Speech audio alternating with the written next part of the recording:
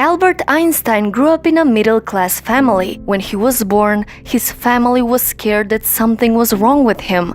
He had a very large and misshapen head. But fortunately, within the first few weeks, the shape of his head became normal. But their worries didn't stop there. When he was very young, his parents thought he might be intellectually disabled, because he was very slow to learn to talk and did not speak until he was 4 years old. At that time, he often formed full sentences in his thoughts, but did not speak. He used to practice the sentences in his head or whisper them softly under his breath until he got them right, and then say them aloud. Many people believed Einstein would never succeed at anything. When he was 5 years old, his father showed him a simple pocket compass, and Einstein was fascinated, and that was the beginning of his obsession with science. He also began playing the violin at the age of 6 and would continue to play throughout his life. At school, Einstein was a good student. Most of his grades were high and he was near the top of his class, but mainly because of math and science, so his grades depended mostly on his interest in the subject. When Einstein was only 10 years old, he started educating himself. By the age of 12, Einstein taught himself geometry, and by the age of 15, he mastered calculus. But he hated the disciplined and rigid style of the teachers, so he dropped out of school at the age of 15 and left Germany to avoid military service. His parents were worried that their son became a school dropout with no employable skills and not very promising future. But Albert Einstein did not quit his education.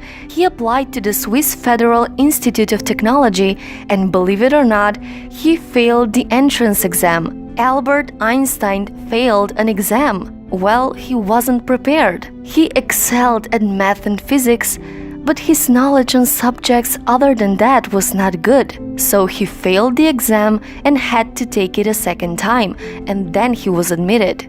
There he met his future wife, Mileva Maric. She was the only woman among the 6 students in that section. After finally graduating, he couldn't get a job in academia for almost a decade. Every one of his professors knew that Albert was brilliant, but they were also bothered by his rebellious and disobedient side, so they refused to recommend him for various positions, so the academic institutions wouldn't hire him. But young Einstein needed money, so he got a job as a clerk in a patent office. The job was mostly mindless and very easy for Einstein, so he liked the job because he had so much free time to study and research while working there, and he developed his most important theories while working his boring job.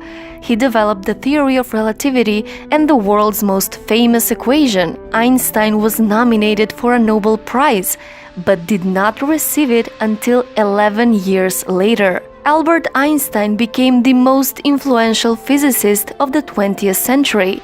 His research changed the world. He wrote hundreds of books and was also a great philosopher, so there's so many things to be learned. I have no special talent. I'm only passionately curious. So follow your curiosity, whatever that is.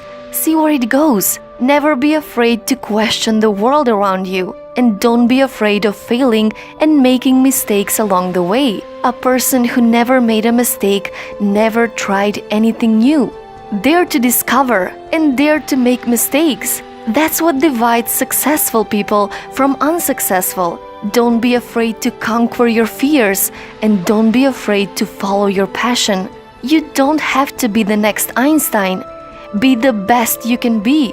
So rise up tomorrow and become a person you would be proud of. The world is waiting for you. So, what's your story?